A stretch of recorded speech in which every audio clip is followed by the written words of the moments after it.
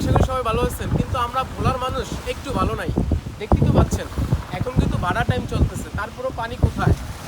আর জোয়ারের টাইমে এই পানি একদম বেরির উপরে। অল্প অল্প একটু হলে আমরা আসলে ভোলার 30 লক্ষ মানুষ একদম ব্যানিশ। তো আমাদের কথা কেউ চিন্তা ভাবনা করে না, শুধু দেশের উন্নয়ন উন্নয়ন।